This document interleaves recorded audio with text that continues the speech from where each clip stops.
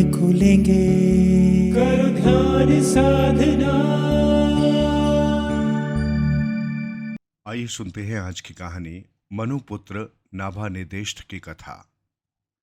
हमारा ऐसा विश्वास है कि संसार की समस्त वस्तुओं पर मनुष्यों के साथ साथ देवताओं का भी अधिकार है।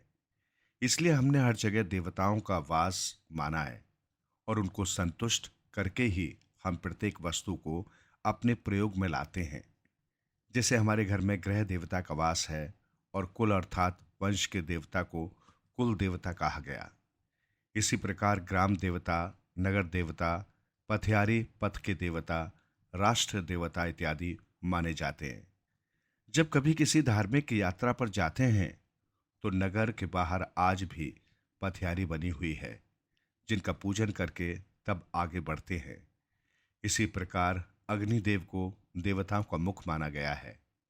यज्ञ द्वारा अग्नि को भेंट करके हमने माना कि वो वस्तु सूक्ष्म रूप धारण करके देवताओं को प्राप्त हो जाती है। हम यज्ञ के समय विभिन्न देवताओं का आह्वान करते हैं और विभिन्न वस्तुओं को अग्नि में आहुति देकर उन्हें भेंट करते हैं। इस प्रकार ये देव विज्ञान बहुत प्राचीन है तथा वैदिक काल में स्पष्ट रूप से इसका उल्लेख है।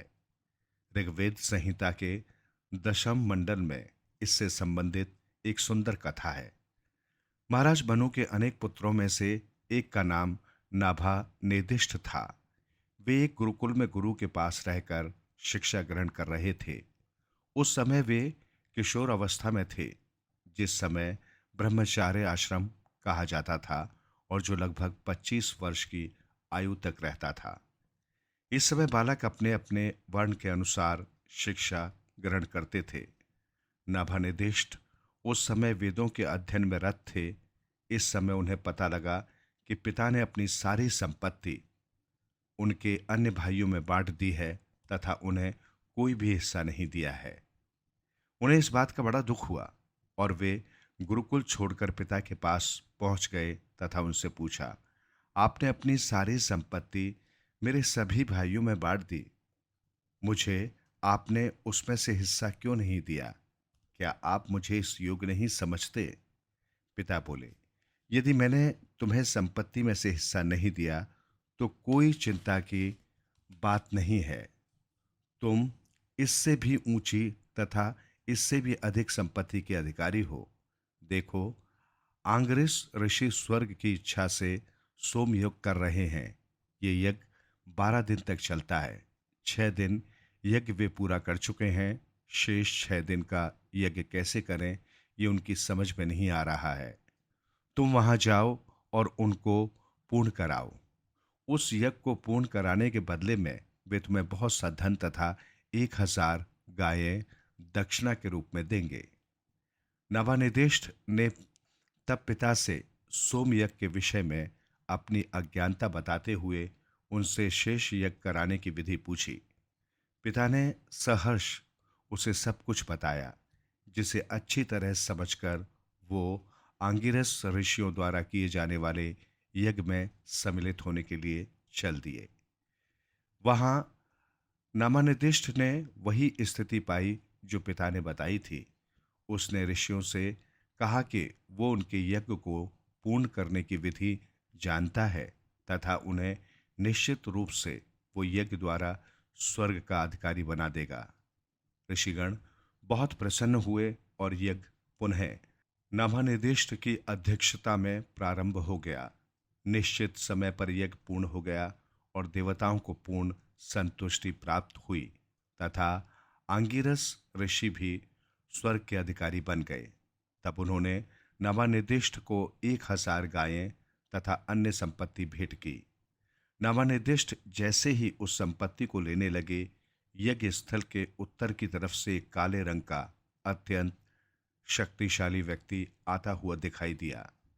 उसने हाथ उठाकर नभानिर्दिष्ट को भेंट लेने से रोका और बोला, नभानिर्दिष्ट, इस यज्ञ में देवताओं को भेंट देने के पश्चात जो कुछ भी शेष बचा है उस सब का अधिकारी मैं हूं।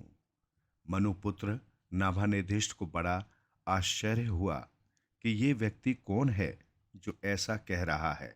वे बोले, आंगिरसों ने ये समस्त गायें तथा अन्य संपत्ति यज्ञ को पूर्ण करने के बदले में दक्षिणा के रूप में मुझे दी है। आप कौन होते हैं इसे लेने वाले?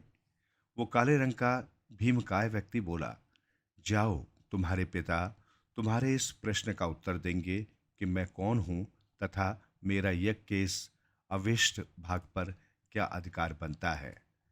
मनुपुत्र अपने पिता के पास तुरंत चल दिए और उनके पास पहुंचकर सारी घटना बतलाई। उनसे प्रार्थना की कि वो काले रंग का बलिष्ठ एवं आकर्षक व्यक्ति कौन है, ये बतलाएं तथा निष्पक्ष रूप से न्याय संगत निर्णय करें कि उस संपत्ति पर किसका अधिकार है। महाराज मनु ने कहा, बेटे, वे रुद्र देवता हैं तथा वास्तव में यज्ञ के शेष भाग के वो ही अधिकारी हैं, ऐसा शास्त्रों का निर्णय है। नवानिर्दिष्ट संतुष्ट हो गया और बिना किसी निराशा के लौटकर यज्ञ स्थल पर पहुंच गया। जो कुछ उसके पिता ने बताया था सच सच वही बता दिया। उसने रुद्र देवता से निवेदन किया, भगवान, वास्तव में इस संपत्ति पर आपका ही अधिकार है, इसलिए आप इसे ग्रहण कर सकते हैं। रुद्र देवता उस बालक की सरलता और सत्य के प्रति पूर्ण निष्ठा को देखकर अत्यंत प्रसन्न हुए। उन्होंने नामानिर्दिष्ट को वो सारी संपत्ति वापस कर दी तथा आशीर्वाद देकर विदा हो गए। वैदिक काल में ऋषियों ने देवताओं के विषय में पूरी जानकारी प्राप्त कर ली थी, अतः वे उन्हें प्रसन्न करके अपने मनोरथों को पूरा करने तथा विभिन्न प्रकार की शक्तियां प्राप्त करने की चेष्टा करते थे। यज्ञ इसका प्रमुख साधन थे, जो अनेक प्रकार के होते थे।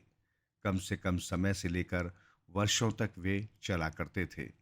आज भी वे देवता है, यज्ञ विज्ञान भी है, लेकिन न तो हम लोगों में वो श्रद्धा रही है और न उसको कराने वाले ही गंभीर हैं।